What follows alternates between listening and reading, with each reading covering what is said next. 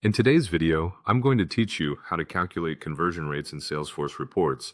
Understanding conversion rates is essential for analyzing the effectiveness of your sales processes, helping you identify what's working and what might need improvement.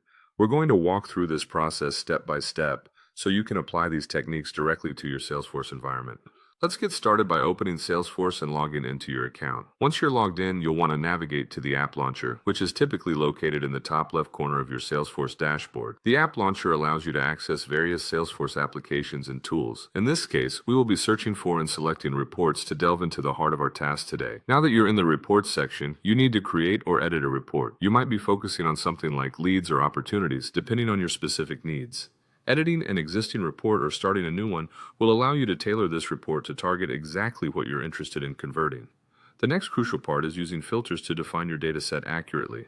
Filters are like a lens for your report, removing any irrelevant data and focusing on the metrics that matter. This could involve setting timeframes, filtering by different sales representatives, or focusing on particular products or services. By doing this, you ensure that your data remains relevant and provides you with the insights that you need. Once you have your data set locked down, it's time to bring in some custom formula magic. Adding a custom formula field in your report is where you'll calculate the conversion rates. To add this field, look for the option to include a formula within your report customization tools. The formula we're going to use is quite straightforward.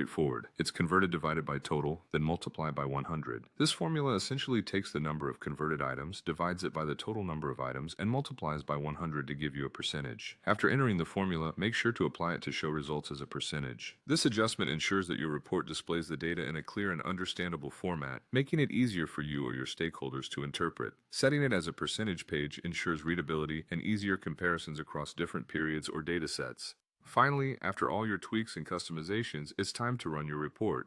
Once executed, you'll be able to view and analyze the conversion rates calculated for your specific criteria. You can gain valuable insights into where you're excelling and where there might be room for optimization.